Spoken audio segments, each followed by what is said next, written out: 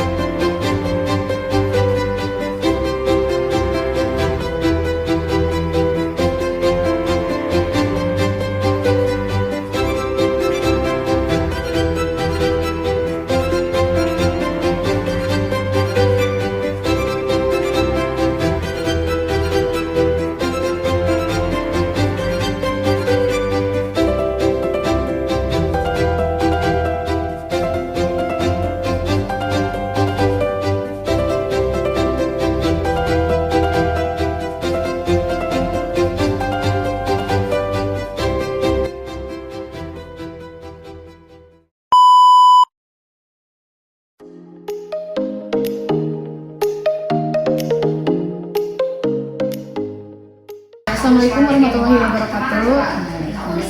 Baik Ibu, kami dari Universitas Surya Kencana, jurusan PPKN, ada tugas berupa observasi gitu, atau wawancara ke sekolah mengenai pengelolaan pendidikan. Nah, salah satunya mungkin sekarang mau wawancarai Ibu tentang manajemen ketenaga pendidikan. Gitu. Sebelumnya Ibu boleh memperkenalkan diri dulu gitu Ibu. Boleh. Bismillahirrahmanirrahim. Nama saya Dian Hayani.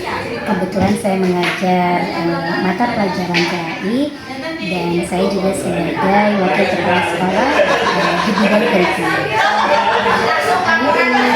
Langsung saja ya Ibu ke pertanyaan yang pertama, apa strategi yang digunakan sekolah untuk meningkatkan kemampuan dan profesionalisme tenaga pendidikan? Strategi yang dilaksanakan di SMP Negeri 2 Cilaku ini untuk meningkatkan profesionalisme tenaga kependidikan itu banyak ya, dan sudah dilaksanakan. Yang pertama itu pengembangan kompetensi secara terstruktur seperti pelatihan rutin. Sekarang kan kalau di guru ada ruang GTK ya, di situ ada topik pelatihan mandiri melalui komunitas belajar juara yang merupakan jargon dari Kombel SMP Negeri 2 Cilaku. Kami rutin mengadakan pertemuan untuk melakukan pelatihan mandiri ya. Dan yang kedua yaitu pemanfaatan teknologi informasi.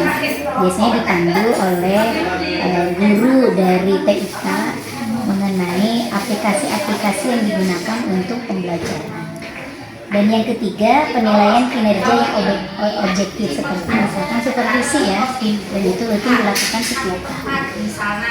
Berikutnya yaitu penguatan budaya kerja, termasuk salah satu strategi untuk meningkatkan profesionalisme tenaga kependidikan. Budaya kerja di kami itu guru-gurunya harus disiplin, tanggung jawab, dan berintegritas. Seperti halnya masuk sekolah jam 6.30 itu harus, dan kita akan keluar atau pulang sekolah sesuai dengan jam yang sudah ditentukan. Yang berikutnya ada penghargaan dan motivasi untuk guru-guru yang berprestasi. Kemudian ada komunikasi dan kolaborasi. Jadi kalau ada guru-guru ada keluhan atau kendala apapun itu, kami selalu bermusyawarah untuk mendapatkan solusi. Itu nanti. Sudah.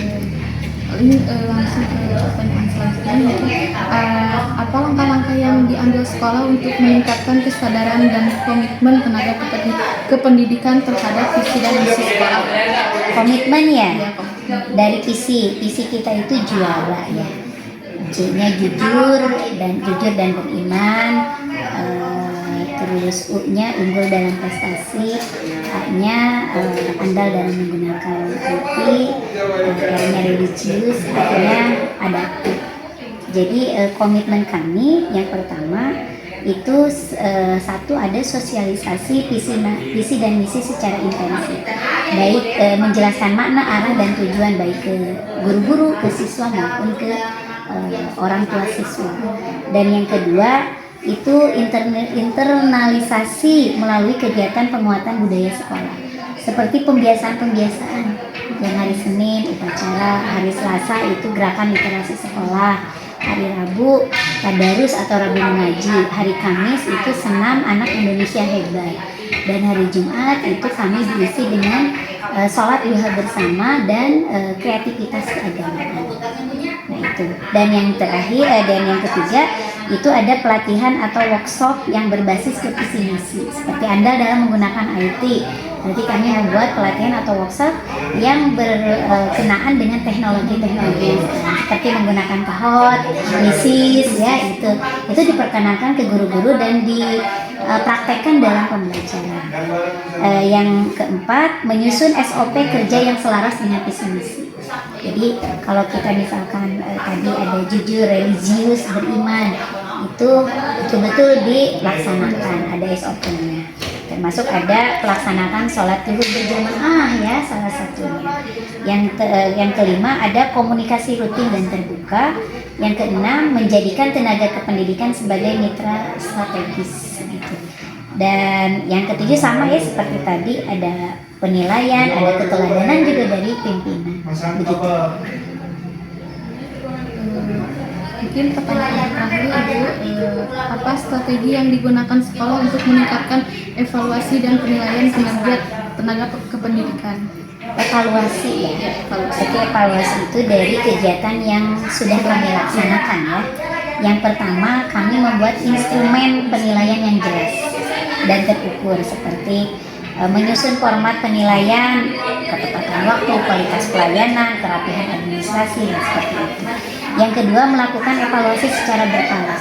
Jadi ada evaluasi yang dilakukan secara bulanan, triwulan ataupun semester. Ada monitoring juga oleh pimpinan atau wakasek, mingguan ataupun bulanan. Dan nanti hasil evaluasinya itu disampaikan kepada guru baik secara personal dan itu secara bijaksana oleh guru.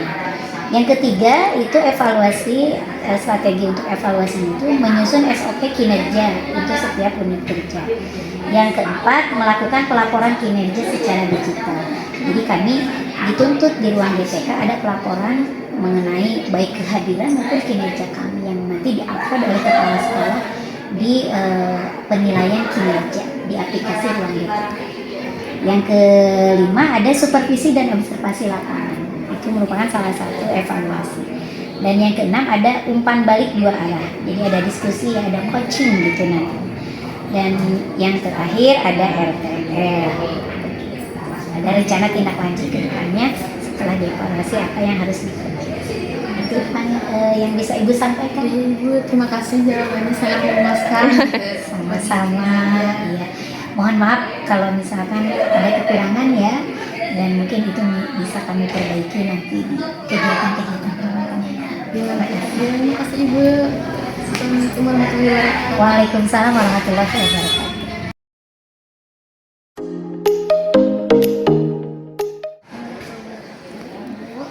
Perkenalkan, saya Nabila dari program studi pendidikan Pancasila dan Kewarganegaraan. Sini bermaksud mau mengobservasi pengelolaan pendidikan di sini untuk memenuhi salah satu tugas kelas kami berdua. Ibu terkait manajemen usaha ya, boleh memperkenalkan diri dulu. Baik, bismillahirrahmanirrahim. Assalamualaikum warahmatullahi wabarakatuh. Perkenalkan, nama saya Nurulisa Anwar, di sini sebagai staf tata usaha di SMP.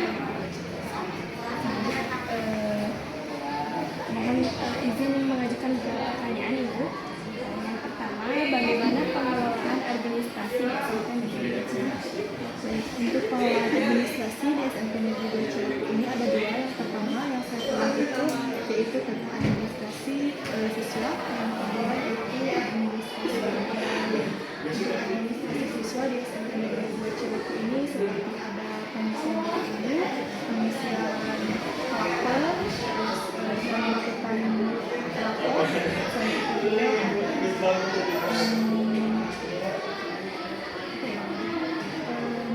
mutasi siswa masuk keluar, terus ada juga pengasuhan ijazah setelah untuk administrasi kepegawaian di sini itu ada yang namanya SKP itu tahunan, terus ada juga kenaikan pangkat, ada juga kenaikan berkala atau KBB gaji berkala, ada juga surat tentang tugas keluar suratnya.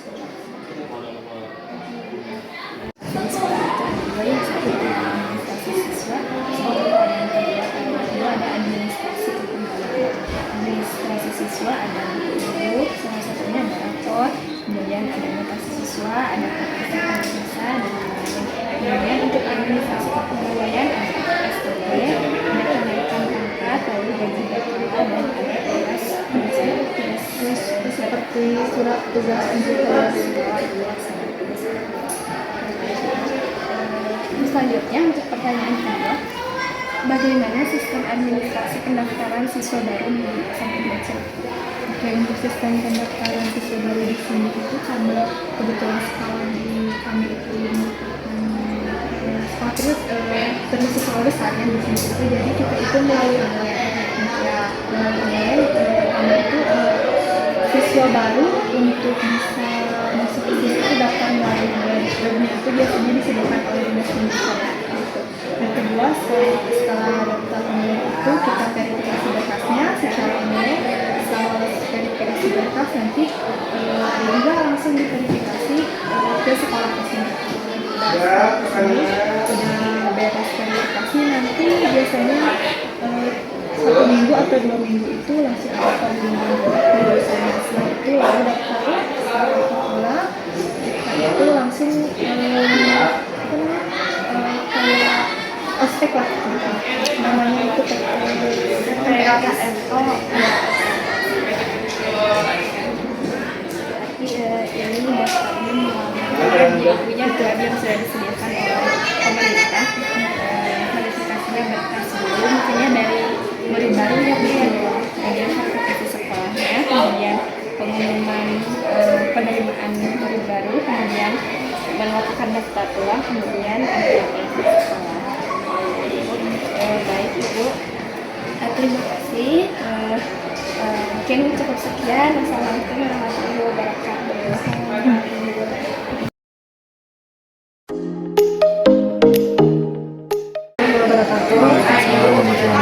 Baik Bapak, kami di sini dari Universitas Surya Kencana, Prodi Pendidikan Pancasila dan Kewarganegaraan. Baik, di sini tuh kami izin untuk mengobservasi atau mewawancarai Bapak terkait pengelolaan pendidikan yang mungkin sekarang Bapak itu bagian humas ya. Mungkin Bapak boleh perkenalan diri dulu. Nama saya Diki Nugraha. Mungkin kalau mengajar matematika untuk tugas tambahannya. Baik, mungkin langsung ke pertanyaannya Bapak. Mungkin pertanyaan pertama itu bagaimana sekolah memastikan komunikasi dua arah berjalan secara lancar dengan stakeholder seperti orang tua, komunitas sekolah, dan masyarakat sekitar gitu. Untuk komunikasi sebenarnya sudah diatur ya dalam program, jadi dari awal sampai akhir itu sudah ada kegiatan-kegiatan tersebutnya. Seperti pertama ketika PPDB ya, orang tua semuanya dikumpulkan, ada pertemuan antara guru mungkin dengan komunitas sekolah dengan orang tua juga. Nah setelah itu dibagi kelas kan ya. Nah setelah dibagi kelas itu juga dibentuk komite kelasnya. Nah jadi orang tua itu senantiasa terhubung dengan komite kelas. Jadi ketika ada apa-apa baik dengan yang di dalam kelas ataupun di luar kelas ada perantara untuk komite kelas. Jadi misalkan ada kejadian di luar sekolah, kita juga kan berhubungan dengan masyarakat luar. Nah ada beberapa RT yang memang sudah kita punya nomornya. Jadi memang sudah ada beberapa titik gitu ya, tempat-tempat ngumpul anak-anak. Nah, itu ke tempat RT-nya atau masyarakat sekitarnya kita punya nomornya. Jadi ketika ada anak-anak yang ngumpul ini kita kesana. Mungkin lanjut ke pertanyaan kedua ya. Apakah ada strategi khusus untuk menjangkau kelompok stakeholder yang kurang aktif, misalnya orang tua yang sering tidak datang ke sekolah gitu? Nah, untuk itu mah karena mungkin ruang lingkupnya dari kelas induknya. Nah, jadi ketika rapat mungkin atau ada panggilan tidak datang, biasanya ada yang namanya home visit. Jadi dari pihak sekolah, biasanya dari wali kelas dulu, wali kelas home visit ke rumah siswa, mengadakan pertemuan dengan maksud apa gitu ya. Nah kalau misalkan belum tercapai juga, baru nanti menghubungi satu sama guru-guru yang lain terkait bagaimana masalahnya. Kalau masalah siswa biasanya kebanyakan keputusan di temunya, tapi biasanya sampai wali kelas itu sudah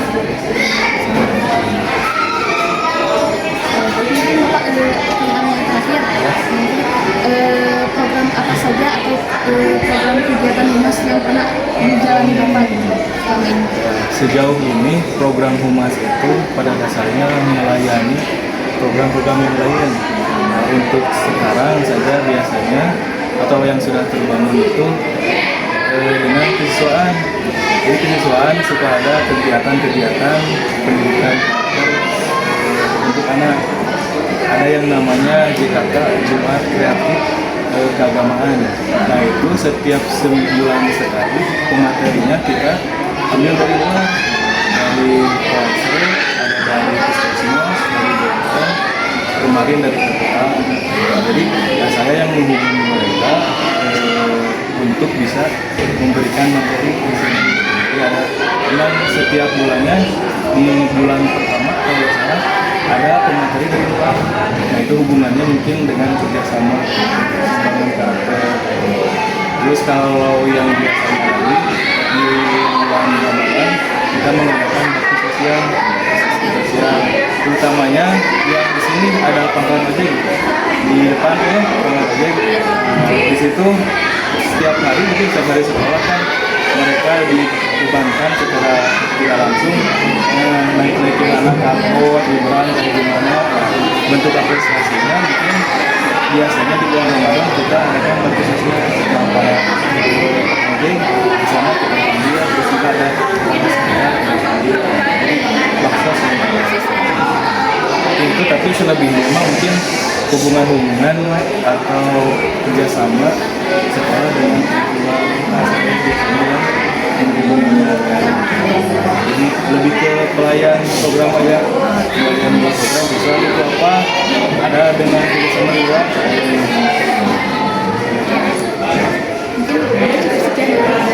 Terima kasih untuk jawaban-jawaban Bapak. Saat jujur Bapak, saya yang mengganggu waktu. Saya juga maaf jadi di sini. Kelas-kelasnya lagi penuh. Sekian Bapak. Assalamualaikum warahmatullahi wabarakatuh. Waalaikumsalam.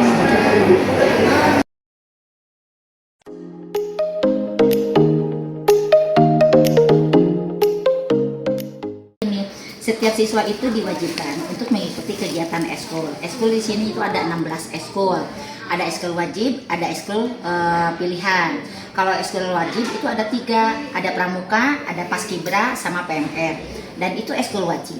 Nah sementara eskul-eskul yang lainnya seperti halnya ada poli, basket, tari, terus pramuka, terus bulu tangkis, ada science club, math club, IPS juga sama ada, karena memang itu yang sering kita lakukan ketika kita akan mengikuti kegiatan-kegiatan yang dilaksanakan OSN, O2SN dan EPLS 2N. Jadi eskul itu kita mengacu untuk kegiatan-kegiatan yang nanti mengarahnya ke lomba-lomba yang secara nasional. Nah, itu. Jadi memang anak ketika masuk kelas 7 itu sudah diarahkan untuk memiliki minimal 1 eskul pilihan dan 1 eskul wajib. Itu ya di Cilaku di sini, dan alhamdulillah mereka itu banyak yang memilih gitu, bahkan ada yang lebih dari 3 gitu. Dan dari eskul-eskul tersebut kemarin aja yang terbaru kita sudah mendapatkan juara 2 Liga Futsal gitu ya. Terus pencaksilat juga sama, itu diadakan di Sukabumi, kita mendapatkan emas. Belum dengan dari paskibra, hampir setiap ini ya banyak sekali lah gitu ya prestasi-prestasi yang didapat dari anak-anak eskul tersebut. Bahkan kemarin dari Olimpiade IPS kami ada yang ke provinsi, ya, alhamdulillah gitu ya, karena memang kita laksanakan di sini seminggu sekali gitu ya eskulnya, dan itu selalu dibimbing oleh pelatihnya. Kalau misalnya kami kan itu harus kita mengadakan pelatih atau pembimbing yang profesional ya gitu. Makanya kalau misalnya kami memang tidak bisa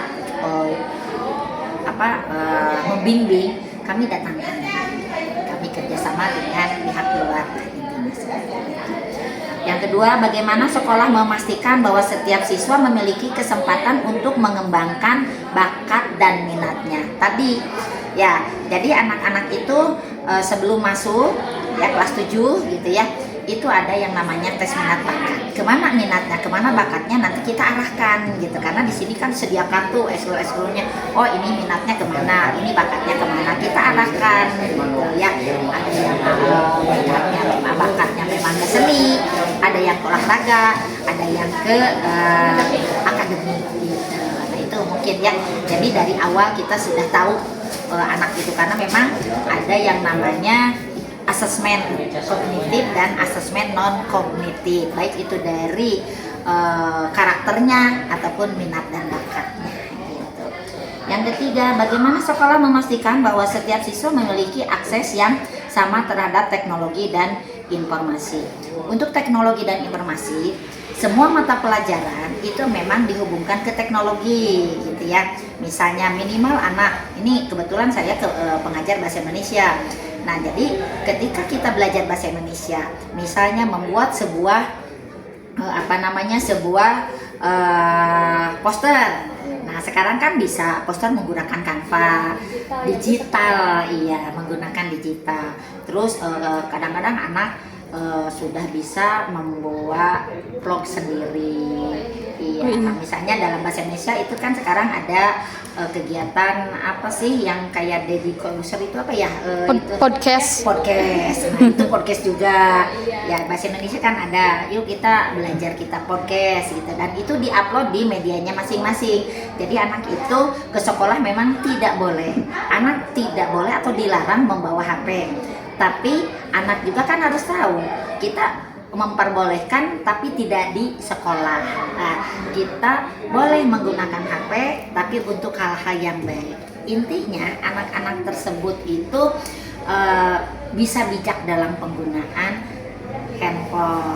Informasi yang didapatnya juga bisa, kan sekarang dari TikTok, dari ini. Kami memperbolehkan, silahkan gitu kok. Boleh kamu mengadaptasi ini gitu ya. Tapi ya kita bikin sendiri. Nah itu, jadi semua mata pelajaran, bukan hanya bahasa Indonesia, tapi semua mata pelajaran itu mengarahnya ke teknologi. Sudah memanfaatkan teknologi, bahkan mereka sudah di-upload di media masing-masing, media sosial masing-masing. Itu. Berarti di SMP 2 Cilaku ini udah berjalan itu ya ekstrakurikuler. Iya. Ada 16 banyak. Banyak, iya. Ada yang wajib, ada yang pilihan. Iya. Berarti mereka memilih 2 ya, di satu wajib. Iya, satu pilihan minimal 2, minimal pilihan dan wajib. Terima kasih Ibu. Sama. Jawabannya sangat lengkap dan sangat memperhatikan. Iya, sama. Assalamualaikum warahmatullahi Waalaikumsalam.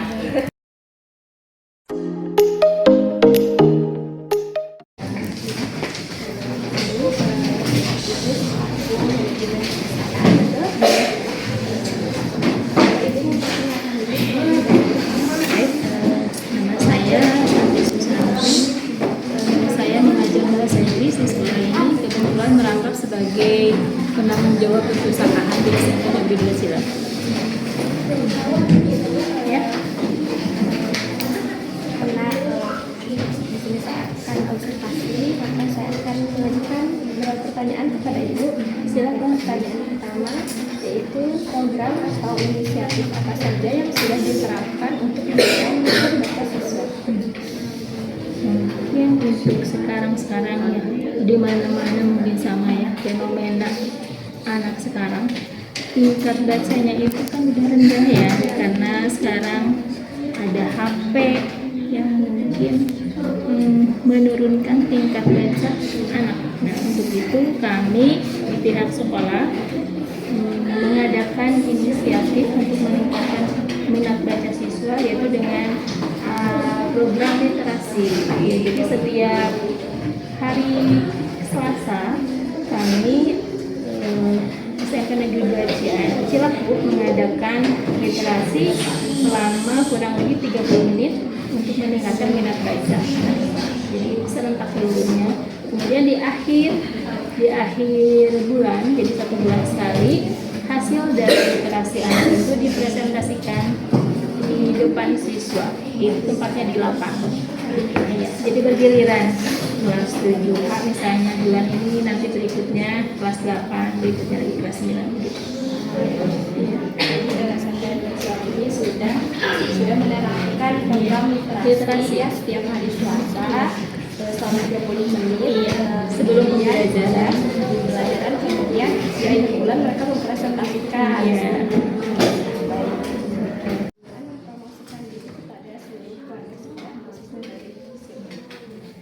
Mungkin hal yang pertama kami lakukan yaitu menyiapkan media baca yang menarik untuk anak-anak dibaca, seperti buku bacaan yang memiliki gambar yang menarik. Nah, sekarang anak-anaknya ya kalau lihat tulisan seperti udah jenuh. Jadi kami mengoleksi buku bacaan yang kira-kira menarik. Nah, ada komik, kemudian buku bacaan yang bergambar, yang banyak gambarnya seperti itu. Terus menata perpustakaan supaya nyaman, sehingga siswa itu bisa tinggal di perpustakaan ketika jam kosong atau ketika jam istirahat.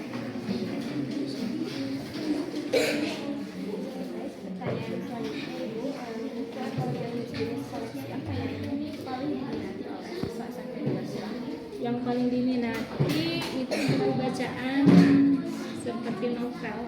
Iya, novel, tapi kaitannya dengan kehidupan mereka, kayak ya persahabatan gitu, percintaan. Ya, anak-anak tertariknya seperti itu. Terus buku-buku yang banyak gambarnya. Buku-buku yang fiksi mungkin ya fiksi. Iya, yang fiksi. Iya. Karena memang anak-anak sekarang juga Iya. kalau cuma tulisan aja mereka malas, nggak ada yang menarik Iya. mereka. Tapi non fiksi juga banyak. Kayak seperti sejarah ada banyak jenis, semua jenis buku bacaan tersedia di sekolah kami. Fiksi, non fiksi, sejarah, antropologi, banyak jenisnya. Lagi? Ya. Terima kasih. Assalamualaikum warahmatullahi wabarakatuh. Bisa.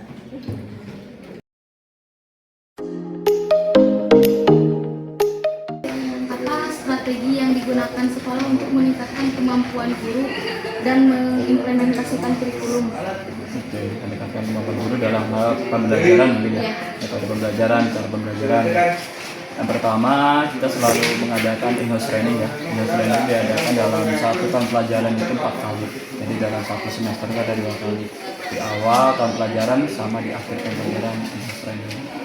Ya, English training yang dilakukan itu adalah peningkatan kompetensi guru. Jadi dilatih, kurikulumnya dilatih mendatangkan pelatih dari luar atau mungkin dari guru sendiri yang memiliki pengalaman pelatihan di luar diimplementasikan lagi ke sekolah. Tuh, yang pertama dari IHT. Yang kedua ada komunitas belajar di sekolah. Komunitas belajar ini dilakukan oleh guru-guru. Jadi guru-guru setiap seminggu sekali ada komunitas belajar.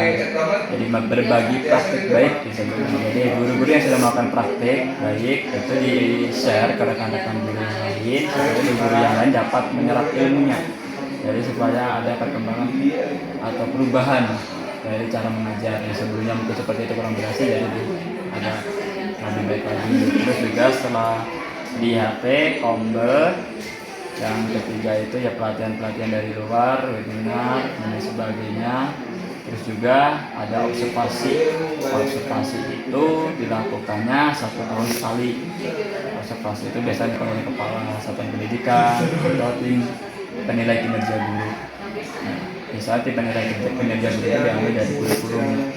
Jadi menilai bagaimana sih praktek mengajar, hadir di kelas, guru yang dinilai itu juga memberikan pembelajaran, kita yang di sana menilai.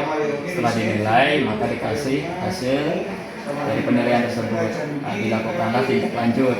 Nah, baliknya dilakukan tindak lanjut. Setelah itu dapat refleksi bersama.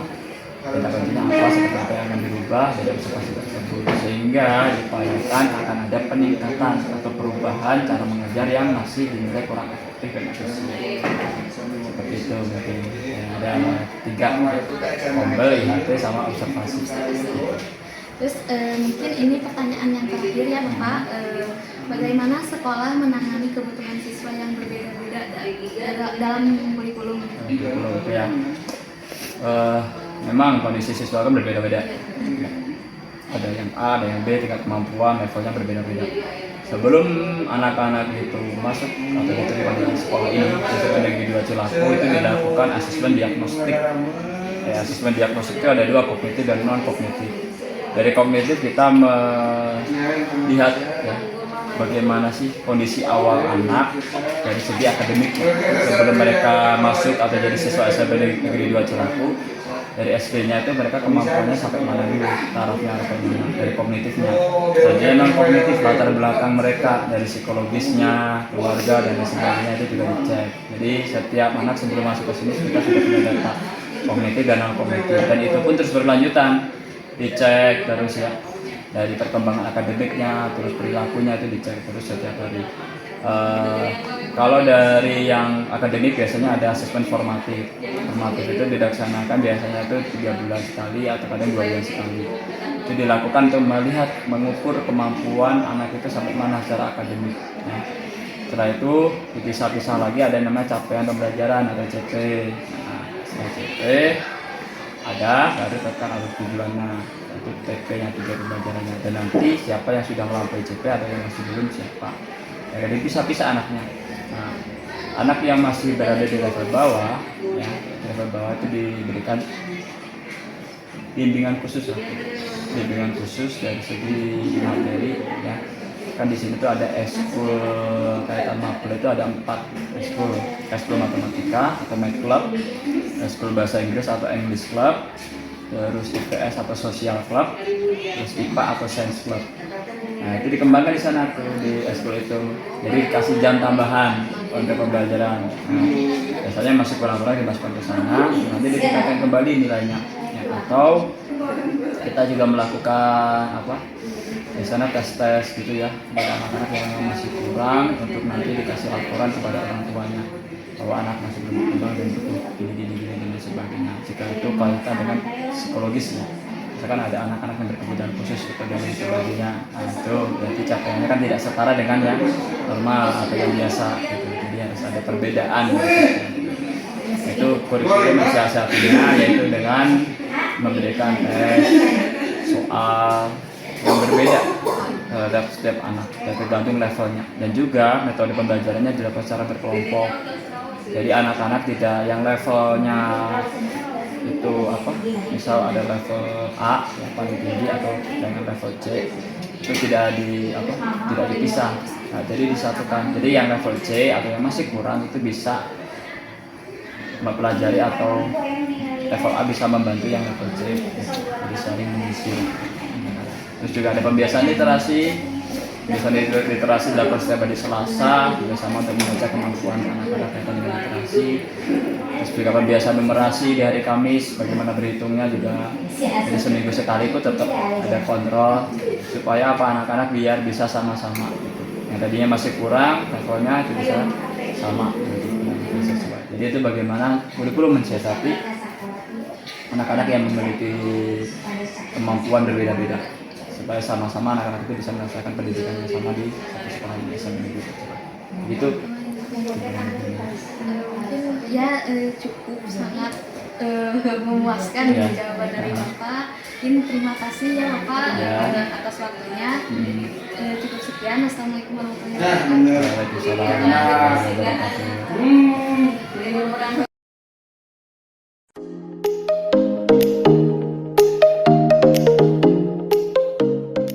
Nasional pendidikan kan ada 8 standar tuh, salah satunya adalah standar pembiayaan. Standar pembiayaan itu nanti membawai seluruh standar yang lain, khususnya dalam pengelolaan anggaran yang dikucurkan oleh pemerintah pusat melalui dana BOS. Ya. Kemudian melakukan kondisi existing ya, mengenai barang yang masih layak digunakan dan tidak inventaris lah. Ya. Kemudian melaksanakan pengadaan barang kebutuhan sesuai dengan juknis BOS. Oke. Jadi maksudnya barang-barang yang ada di dalam juklak dan juknis penggunaan BOS kan tidak sembarangan. Kan tidak boleh tuh BOS itu digunakan untuk rekop, itu nggak boleh, kan hanya untuk perawatan kan ya. Kemudian mengadakan pengadaan barang sesuai dengan tingkat kebutuhan. Tingkat kebutuhan misalkan ATK gitu kan banyak. Terus alat-alat olahraga itu contohnya ya. Kemudian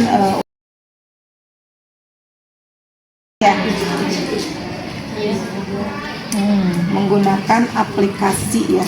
Jadi kita menggunakan standar yang ada di dalam Standar Nasional Pendidikan SMP. Jadi sesuaikan ini misalkan untuk standar penilaian, contohnya kegiatan evaluasi hari ini butuh apa? Kertas, kan? Apalagi misalkan kuota, ya bisa seperti itu. Kemudian apalagi langkah-langkah yang diambil sekolah untuk meningkatkan pengelolaan resiko keuangan. Tidak boleh keluar dari juklak dan juknis pengelolaan BOS, tidak boleh. Nah, misalkan sekarang mah pelaporan juga menggunakan siklak sekarang mah ya. Pokoknya mah nanti harus berbasis aplikasi sekarang, tidak serba digital. Tidak bisa ini. Kemudian di setiap akhir tahun ajaran itu melakukan evaluasi tentang perkembangan dan kebutuhan sarana dan prasarana. Tahun ini apa yang kurang, karena yang jelasnya semua dilakukan, diinformasikan dengan manajerial kita sekolah. Kemudian di bawahnya ada PKS yang membawahi 8 standar pendidikan, standar nasional pendidikan, dituangkan ke dalam RKAS yang mengacu kepada juklak dan juknis dari BOS itu sendiri. Jadi sekarang semuanya serba transparansi. Bahkan kan nanti ada di dalam rapor pendidikan. Semuanya 8 standar nasional itu masuknya itu ke rapor pendidikan. Rapor pendidikan itu nanti kan bisa dari survei lingkungan belajar, kemudian bisa juga dari ANBK.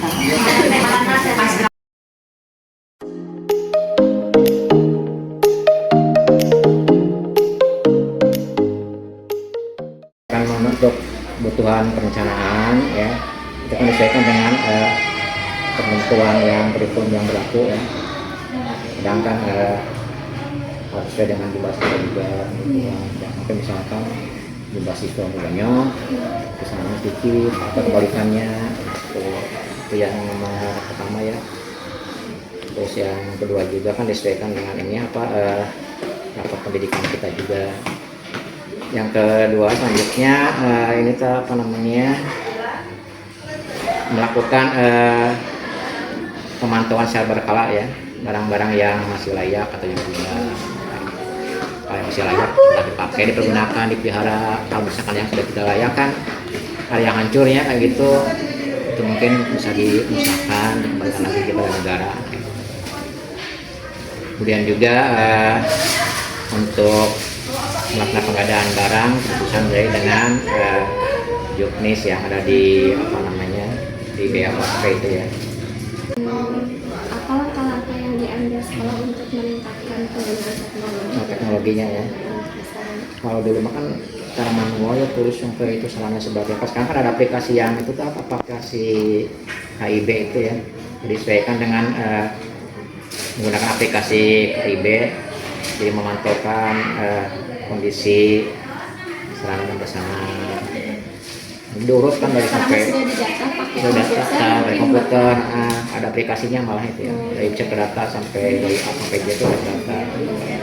Kemudian juga yang selanjutnya, nah sarana dan prasarana itu kan tidak hanya terdata dari apa namanya secara tulis, tapi juga terdata di aplikasi Dapodi. Ada sekarang aplikasi Dapodinya, jadi langsung itu terintegrasi.